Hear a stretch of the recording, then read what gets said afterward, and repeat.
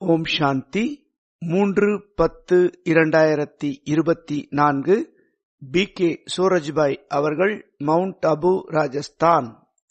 பகவானின் குழந்தைகளாகிய நாம் அனைவரும் திருப்தியாக இருக்க வேண்டும். திருப்தியாக இருப்பதுதான் சம்பூர்ணத்தன்மையின் அடையாளமாகும். பிரம்மபாபா எப்பொழுதும் திருப்தியாக இருந்தார். ஈஸ்வரிய பிராப்திகள் மூலமாக சதா சம்பன்னமாக சம்பூர்ணமாக இருந்தார். மற்றவர்களையும் திருப்திப்படுத்தினார். நாம் தந்தையை பின்பற்றுவோம். நம்முடைய முகத்தில் திருப்தியின் பொலிவு தென்பட வேண்டும். திருப்தி, முகமலர்ச்சி நம்முடைய மிகப்பெரிய பர்சனாலிட்டி ஆகும். பகவானை அடைந்த பிறகும் நாம் திருப்தியாக இல்லை என்றால் வேறு எதை அடைந்தால் திருப்தி அடைவோம் என்பதை சிந்தித்து பாருங்கள். பகவானை அடைந்த பிறகும் திருப்தி அடையவில்லை என்றால் பொருட்களோ பணமோ செல்வமோ மற்றும் மனிதர்கள் மூலம் ஒரு பொழுதும் திருப்தி அடைய முடியாது. இப்பொழுது திருப்தியாக இல்லை என்றால் துவாபர யுகத்திலிருந்து அதிருப்தியான வாழ்க்கைதான் வாழ வேண்டி வரும். நம்மிடம் என்ன இருந்தாலும் பரவாயில்லை, எது கிடைத்தாலும் பரவாயில்லை, ஆனால் நாம் திருப்தியாக இருப்பதற்கு பழகி கொள்ள வேண்டும். ஒரு சிலர் மற்றவர்களை பார்த்து ஒப்பிட்டு பார்ப்பார்கள். இதனால் அதிருப்தி அடைந்து விடுவார்கள். நமக்கு என்ன கிடைத்தாலும் நம்மிடம் எது இருந்தாலும் நாம் திருப்தியாக இருப்பதற்கு பழகி கொள்ள வேண்டும். இது இயல்பான வாழ்க்கையாக அமைத்துக் கொள்வோம்.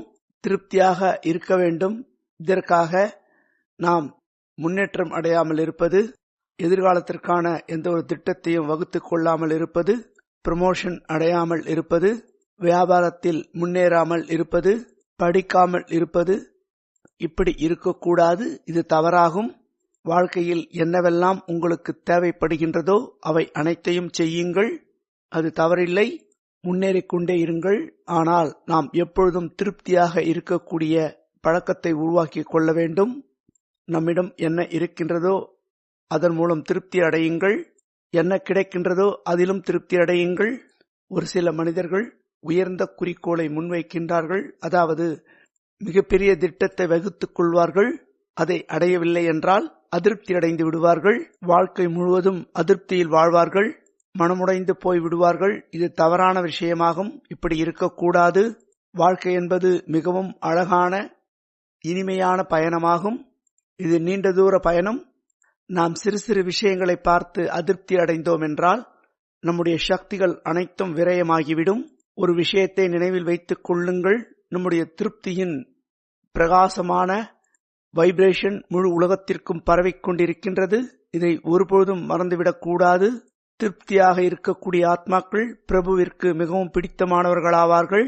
பொருட்களை அடைந்து குஷியடைய போகின்றீர்களா அல்லது பகவானை அடைந்த பிறகு குஷியில் நிலைத்திருக்கப் போகின்றீர்களா? இறைவனுக்கு பிடித்தமானவர்களாக மாறிவிடுங்கள். அவர் உங்களுக்குள் அனைத்தையும் நிரப்பி விடுவார். ஆகவே இன்று முழு நாளும் நாம் எப்பொழுதும் திருப்தியாக இருப்போம். உங்களுடைய தொடர்பில் வரக்கூடியவர்களிடமும் திருப்தியாக இருங்கள். நீங்கள் செய்யக்கூடிய ஒவ்வொரு கர்மத்தின் மூலமும் திருப்தியை அடையுங்கள். உங்களுடைய முயற்சிகளை பார்த்தும் திருப்தி அடையுங்கள். பாபா எங்கு நம்மை அமர்த்தி இருக்கின்றாரோ அதிலும் திருப்தி அடைய வேண்டும். நாம் உணவு உட்கொள்வதற்கு என்ன கிடைக்கின்றதோ பிரம்மபோஜனம், அதிலும் திருப்தி அடையுங்கள். நமக்கு உடுத்திக் கொள்வதற்கு என்ன ஆடை கிடைக்கின்றதோ அதிலும் திருப்தி அடையுங்கள். ஒரு சில நேரங்களில் மனிதர்கள் ஒப்பிட்டு பார்க்கின்றார்கள், கம்பேரிசன். இதனால் அவர்கள் அதிருப்தி அடைகின்றார்கள். நாம் ஒருபொழுதும் யாரையும் ஒப்பிட்டு பார்க்க கூடாது. இன்று இந்த தாரணையை உறுதியாக்கிக் கொள்ளுங்கள். யாரையும் நாம் ஒப்பிட்டு பார்க்க கூடாது. நமக்கு என்ன கிடைக்கின்றதோ அதில் திருப்தி அடைய வேண்டும். நமக்கு எப்படிப்பட்ட நடிப்பு கிடைத்திருக்கின்றதோ அது மிகவும் உயர்ந்ததாக உன்னதமாக இருக்கின்றது. நமக்கு என்ன கிடைக்கின்றதோ அதில் முழு திருப்தியில் இருப்போம். நம்மை போன்ற பாக்கியசாலி இந்த உலகத்தில் யாருமே கிடையாது என்ற பாடலை பாடுங்கள். உங்களுடைய பாக்கியத்தை என்ஜாய் செய்யுங்கள். உங்களுக்கு பாபா என்னவெல்லாம் கொடுத்திருக்கின்றாரோ அதை பார்த்து என்ஜாய் செய்யுங்கள். உங்களுக்கு கிடைத்திருக்கக்கூடிய 2 ரொட்டியாக இருந்தாலும் திருப்தி அடையுங்கள். மற்றவர்களுக்கு கிடைத்திருக்கக்கூடிய நெய் ரொட்டியை பார்த்து நாம் ஒருபொழுதும் வருத்தப்படக்கூடாது. இன்று முழு நாளும் ஓர் அழகான அபியாசத்தை செய்வோம். அது என்னவென்றால் சூட்சும லோகத்திற்கு செல்வோம். பாபாவின் கரங்களை பற்றி கொண்டு நடனமாடுவோம். பாபாவிடம் திருஷ்டியை பெற்றுக்கொள்வோம்.